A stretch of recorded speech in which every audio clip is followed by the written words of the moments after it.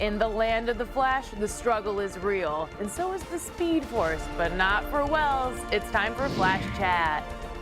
Hey everyone, it's me, Just Jess, and I'm here for Flash Chat with my favorite guest. This is Drew Herring. He's one of our CW Street team members, and we have Karla Marsh from Heroes Aren't Hard to Find comic book store, and the Charlotte Minicon is this Saturday. It is. We're excited about that. We're gonna get to it. Drew and I will be there working, so stay tuned towards the end of this for all your details on that. So did you guys like this episode?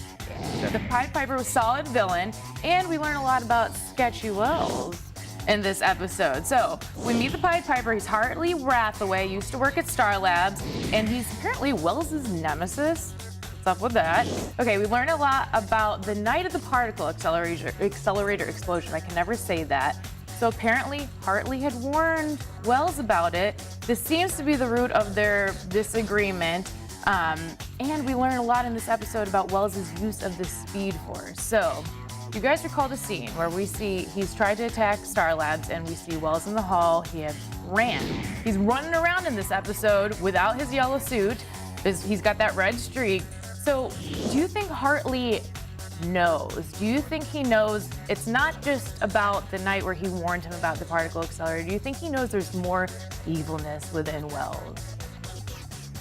I don't know. It seems like he may know more than he knows about Firestorm. That's true. It seems like he knows more than he's letting on. Do you think that Hartley is actually a bad guy? I think he's not really bad. He just believes that Wells is the key enemy in the entire situation. I see. He does not see the Flash as the key villain, or Caitlin, or Cisco. I think they are just pawns for Wells. Exactly. Now, Hartley is quoted as saying, "One day this man will turn on you in a flash and you won't see it coming." I kind of got the idea that he's not really a villain when he was talking to Cisco at the end when they finally captured him. And he says, "You'll see me again soon because I know where Ronnie Raymond is. I know what really happened to him that night and I know how to save him." So I think we're going to see Pied Piper again. Oh, obviously. Obviously. And I think he's actually, I think it's going to all kind of turn out that he's actually one of the good ones. I kind of think he's like the anti-villain. Right. Yes. You know, he's not always good and he's not always bad. He's whatever serves his purposes. Yeah. And he's kind of in a bad mood though, so it's hard to tell. I mean, But man, he hates Cisco. He does. Yeah, he was not even in the Star Labs when the particle accelerator blew up. Exactly. And he had no clue that Robbie even went missing in the first place. He was never there. Okay. So I didn't know that. So I'm curious to find out how they found each other. To be continued, I'm sure. So there's a lot of references to the end game in this. There's so many game references with the chess, which to me that was getting a little annoying. But you know, it helps. It helps drive the show along. But there are a lot of mentions of like this big end game. We see Sketchy Wells in his evil closet using the tachyon generator, and he's talking about essentially stealing Barry's Speed Force. And people were all excited because it was the first mention of the Speed Force finally on this show, 11 episodes in.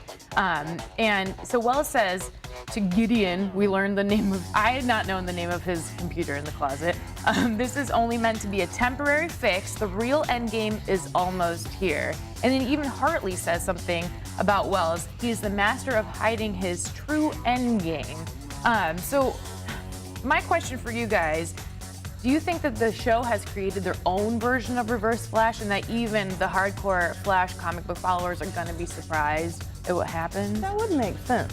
I feel like they would be surprised, even though in the comics, Reverse Flash has different alter egos. And I feel like maybe they could create their own version, or even maybe mix them in and have maybe a secret identity for his real name or something. Exactly, because I still think Grant Gustin was quoted as saying that, you know, we're all gonna, even the people who think they have it figured out are gonna be surprised about who actually is the Reverse Flash. And I think we have it figured out, but I think there's so much more to it. Too easy. Too easy, yeah. Even, I don't know, you'd have to be pretty blind to be missing that Wells is involved right now. So I'm thinking there's somebody else.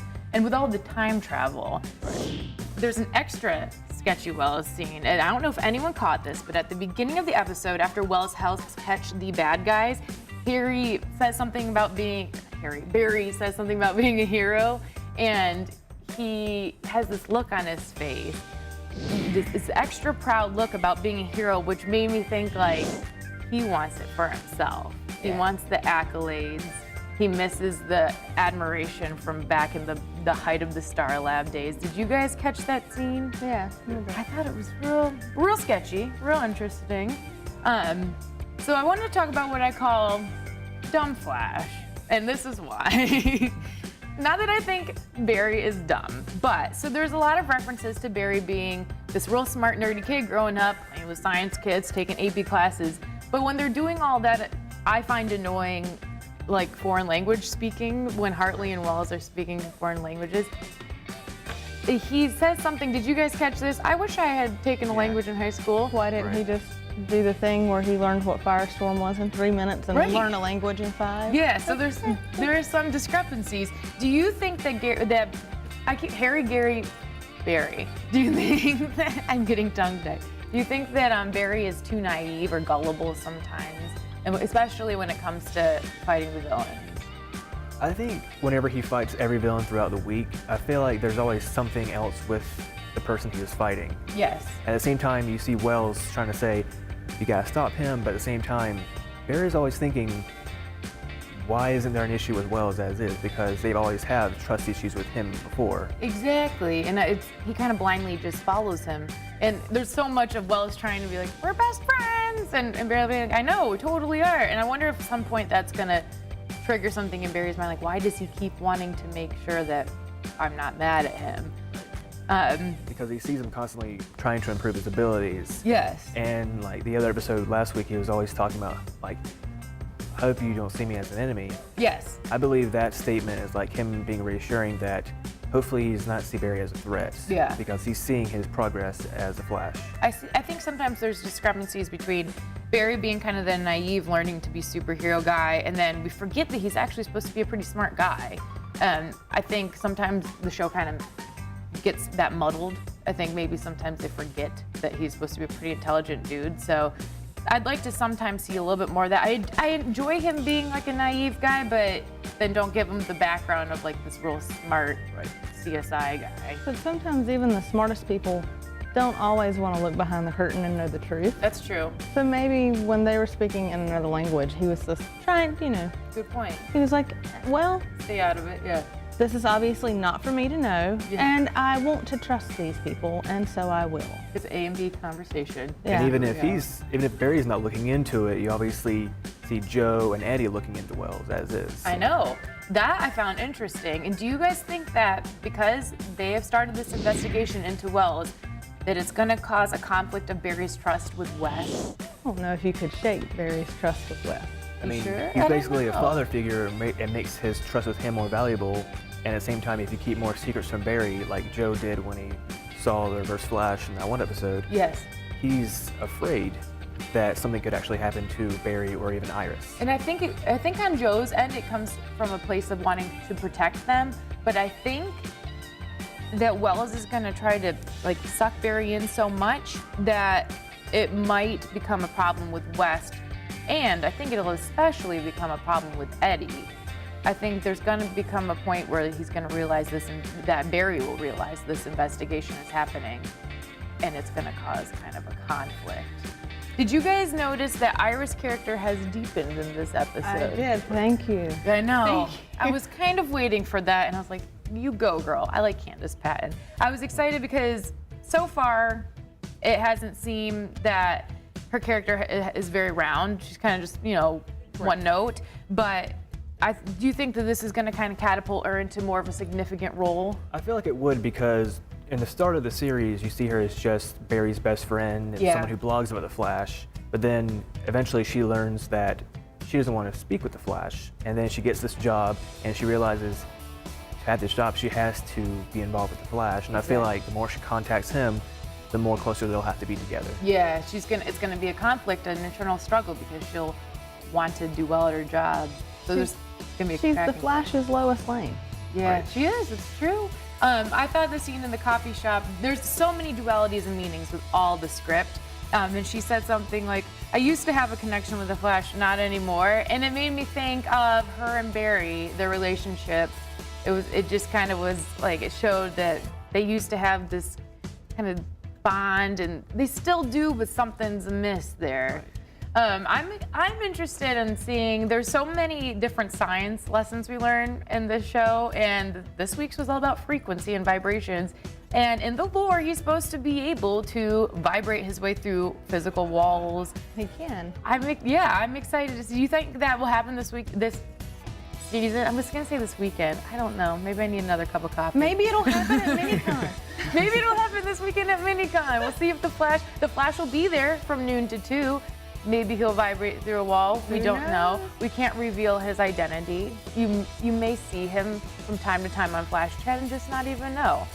Very interesting. Maybe someday we'll reveal it. Maybe he just zipped through and we didn't even see him. Yeah, he might have.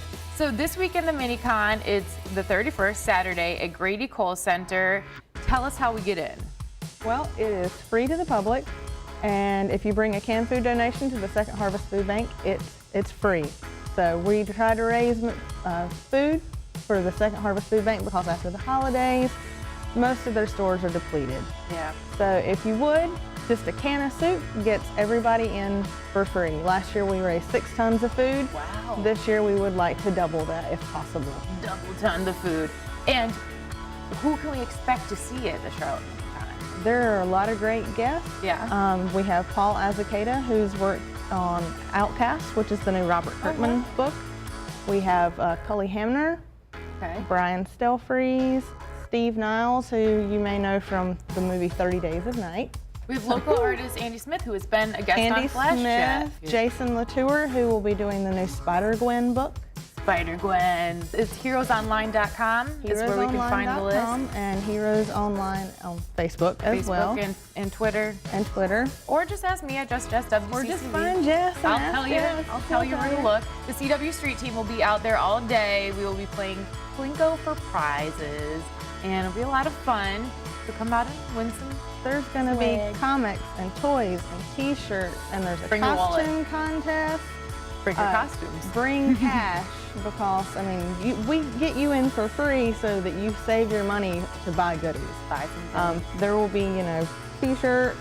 We'll have people making t-shirts on site. You can get pretty much everything. You can complete your run of Flash comic books.